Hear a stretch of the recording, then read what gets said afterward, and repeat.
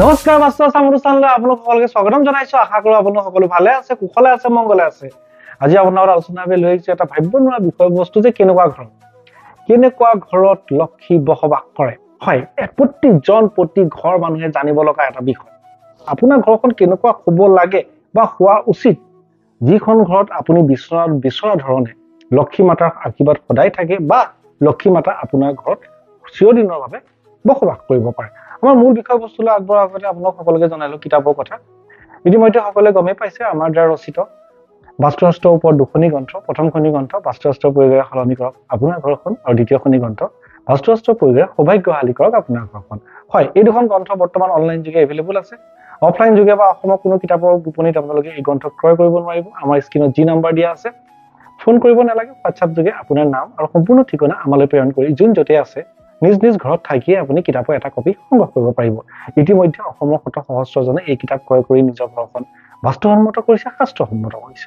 এতিয়া আহক মূল বিষয়বস্তু। খুব দৰকাৰী বিষয় আজি আপোনালোকৰ সন্মুখত লৈ আহিছো। কেনেকুৱা ঘৰত লক্ষ্মী মাতা সদায় বসবাস কৰে। চাওক, আপোনালোকে সকলোৱে জানে যে আমাৰ লক্ষ্মী মাতা, ধন টকা পইচাৰ অধিষ্ঠাত্ৰী দেৱী হৈছে লক্ষ্মী মাতা। আমি সকলোৱে বিচাৰো যে লক্ষ্মী মাতাৰ কৃপা, লক্ষ্মী মাতাৰ আশীৰ্বাদ আপোনাৰ মোৰ প্ৰত্যেকৰে জীৱনত থকাটো। কোনেও নিবিচাৰো যে আমাৰ লক্ষ্মী অনাটন হোৱাটো। চাওক, আমি শাস্ত্ৰৰ মতে কি হয় যে লক্ষ্মী স্বভাৱগতভাৱে চঞ্চলা, অৰ্থাৎ লক্ষ্মী এবাৰ আহিলে মানে এইটো নুবুজায় যে ই সদায় আহিব। কাৰণ লক্ষ্মী যেনেকে আহে তেনেকে লক্ষ্মী গুচিও যায়। প্ৰত্যেকে মনত ৰাখক এইটো কথা। কাৰণ কেলে আমাৰ শাস্ত্ৰতে কোৱা হৈছে যে লক্ষ্মী চঞ্চলা, অৰ্থাৎ আহে যায়। গতিকে আমি বিভিন্ন ধৰণৰ কৰ্ম কৰি, নিয়ম পালন কৰি, আৰু বিশেষকৈ ঘৰখনত মই এনেকুৱা আজি এখন ঘৰৰ কথা কম, 8টা খুব স্পেচিফিক 8টা পইণ্ট মই ফকাছ কৰিম। চাওক, যদি লক্ষ্মী মাতাৰ কৃপা পাবলৈ হয় ন, এইকেইটা বস্তু যদি আপোনাৰ ঘৰত হৈ থকা নাই তেনেহলে কৰিব লগা আছে। কিয়? লক্ষ্মী মাতাৰ কৃপা পাবলৈ হলে প্ৰথম কেনেকুৱা ঘৰত লক্ষ্মী বসবাস কৰে। এটা কথা সদায় জানিব, যি ঘৰ চাফ চিকুণ হয়, সবচে ইম্পৰ্টেণ্ট। শুনাত খুব সাধাৰণ লাগিছে, চাফ চিকুণ হোৱা ঘৰত লক্ষ্মী সদায় থাকে। সেই চাফ চিকুণ মই ঘৰৰ ভিতৰৰো কথা কৈছো, ঘৰটোৰ বাহিৰৰ চৌহদৰ অংশখিনিও কথা কৈছো। সাধাৰণতে আপোনালোকে চাব, যিবিলাক ধনী মানুহৰ ঘৰলৈ যদি কেতিয়াবা যায়, এটা বস্তু আপোনালোকে মন কৰিব, ধনী মানুহৰ ঘৰবিলাক ভিতৰে হওক বাহিৰে হওক খুব চাফ চিকুণ থকা বিধৰ হয়। ঘৰৰ ভিতৰত, ঘৰৰ বাহিৰত ভগা চিগা কোনো আচবাব, বয় বস্তু, বাচন বৰ্তন, মূৰ্তি এইবিলাক যাতে নাথাকে। ব্যৱহাৰটো কৰিব নালাগে, কেতিয়াও যাতে নাথাকে। আপোনাৰ ঘৰৰ বাউণ্ডেৰীৰ ভিতৰত পানী জমা হোৱা হ'ব নালাগে। 2 নম্বৰ, এটা কথা সদায় জানিব, লক্ষ্মী মাতাৰ কৃপা পাবলৈ হলে, লক্ষ্মী মাতা আপোনাৰ ঘৰত থাকিবলৈ হলে সেই ঘৰখন পৰিশ্ৰমী ঘৰ হবই লাগিব। তাৰ কোনো বিকল্প নাই। পৰিশ্ৰমী ঘৰতহে, পৰিশ্ৰমী মানুহৰ মাজতে লক্ষ্মী বসবাস কৰে। এলেহুৱা মানুহৰ মাজত কেতিয়াও লক্ষ্মী বসবাস নকৰে। আৰু এটা কথা আপোনালোকে চাব, আমি বহু ক্ষেত্ৰত দেখা পাইছো, মাক দেউতাক খুব পৰিশ্ৰম কৰি তেওঁলোকে ঘৰ সাজিলে, মাটি কিনিলে, ঘৰ সাজিলে, নিজৰ সন্তানলে, ল'ৰা ছোৱালীলে টকা পইচা থৈ গৈছে। ল'ৰা ছোৱালীয়ে ঘৰ বনাব লগাও হোৱা নাই, কিন্তু সময়ত গৈ সেই পৰিশ্ৰমী মাক দেউতাকৰ ল'ৰা ছোৱালী সুৰপা ওলাল, এলেহুৱা ওলাল, কৰ্মবিমুখ ওলাল। আপোনালোকে দেখা পাব সেই ঘৰত লক্ষ্মী বসবাস নকৰে। তেওঁলোকে, মাক দেউতাকে যি টকা ঘটিছিলে সেয়াটো ঘটিব নোৱাৰে, বৰঞ্চ মাক দেউতাকে থৈ যোৱা ধন টকা পইচা শেষ কৰিহে দৰিদ্ৰতা সময়ত মাক দেউতাকে যিখিনি কৰিলে, কাৰণ পইচাটো আনলিমিটেড নহয় ন। আজি মাক দেউতাকে নিজৰ ল'ৰা ছোৱালীৰ ভৱিষ্যতৰ কথা ভাবি এটা পইচা থৈ গৈছে, কিন্তু কৰ্মবিমুখ মানুহে সেইখিনি, চাওক, যদি পৰিশ্ৰমী মানুহ হয় ন, মাক দেউতাকে থৈ যোৱা সেই টকা পইচাক মূলধন হিচাপে লৈ তাতকৈ বেছি টকা উপাৰ্জন কৰিব পাৰে। এয়া হল পৰিশ্ৰমী মানুহৰ লক্ষণ।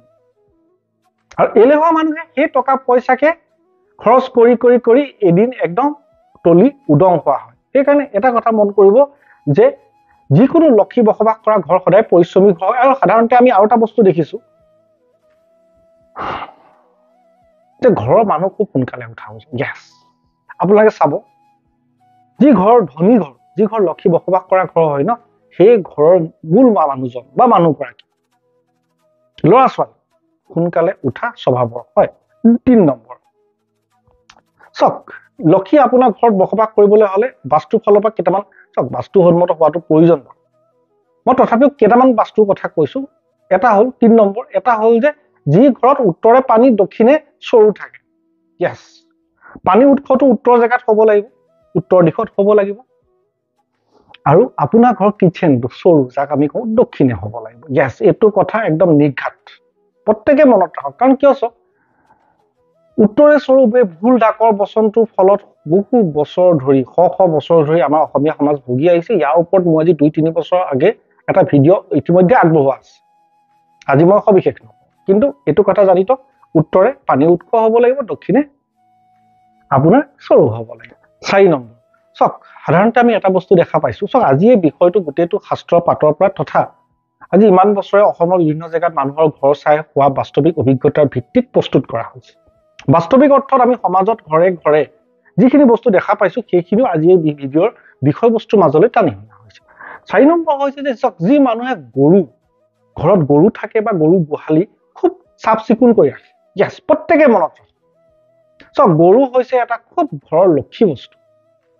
মেক্সিমাম ধনী মানুহৰ ঘৰত দেখিব আপোনালোকে গোহালি এটা ব্যৱস্থা কৰি লয়।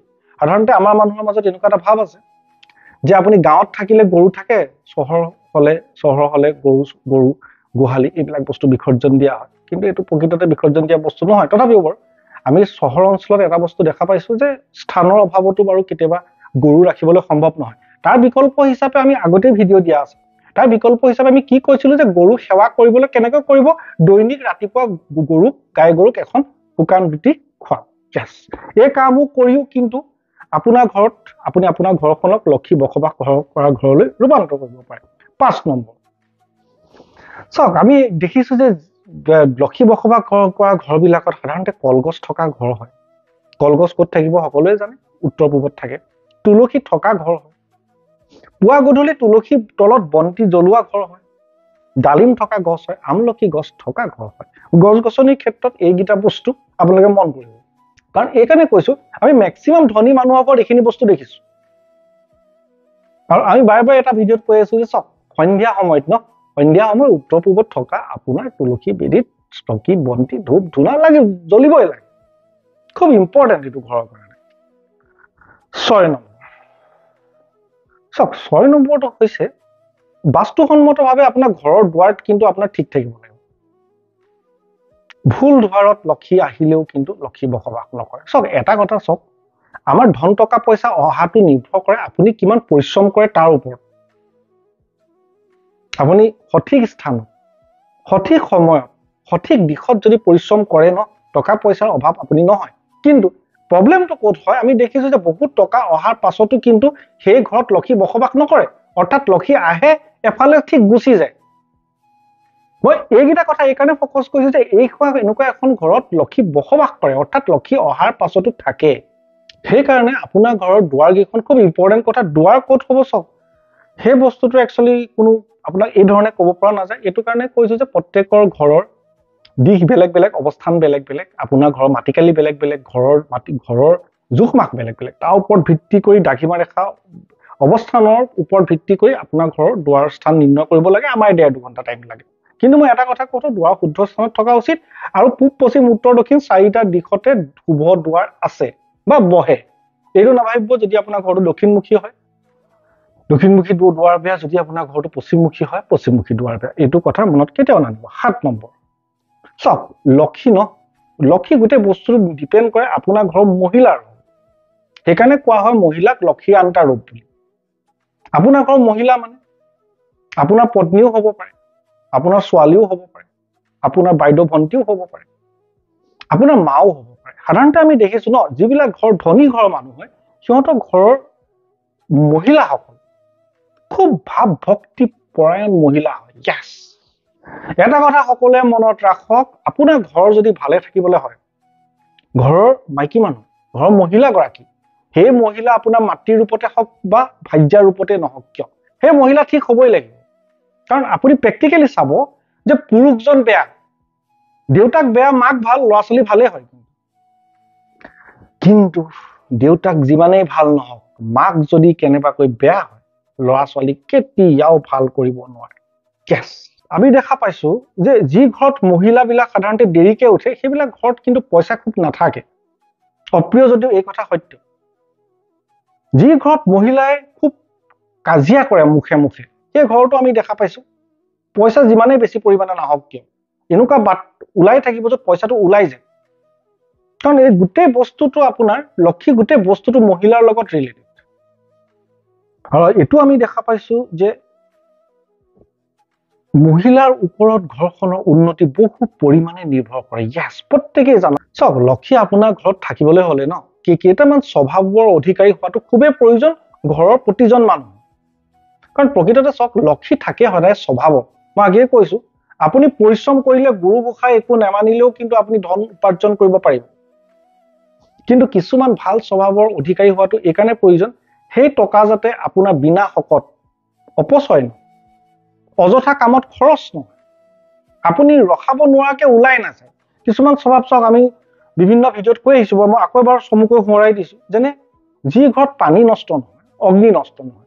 পানী নষ্ট নহয় মানে যদি আপুনি বাথৰুমত বহু দেৰি ধৰি গা ধুৱে বহু দেৰি ধৰি লেট্ৰিনত সোমাই থাকে গা ধুওঁতে কাপোৰ ধুওঁতে বাচন ধুওঁতে যদি প্ৰয়োজনতকৈ বেছি পানী নষ্ট কৰে তেনেহলে তেনেকুৱা ঘৰত লক্ষী কেতিয়াও বসবাস নকৰে। অগ্নি নষ্ট কৰা মানে আপুনি যদি ৰুমত নাথাকে ন সেই ৰুমৰ লাইট ফেন সদায় অফ কৰি ৰাখিব লাগে।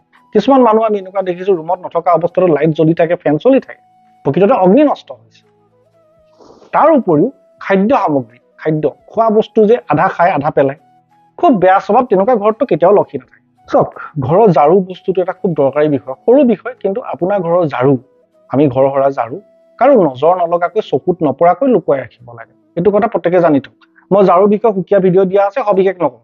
সাধাৰণতে ঝাৰুটো এনেকুৱা হ'ব লাগে মানুহে বিচাৰিলে ফটকৈ নাপায় আৰু চকুত নপৰে কাৰণ ঝাৰুত লক্ষী বসবাস কৰে বুলি কয়। শাস্ত্ৰমতে কি কৈছে যে আপোনাৰ ঘৰত আৱৰ্জনা ৰূপী দৰিদ্ৰতাক লক্ষ্মী মাতাই ঝাৰুৰ ৰূপ ধৰি ঘৰৰ পৰা নাশ কৰে তথা ঘৰখন নিকা কৰে।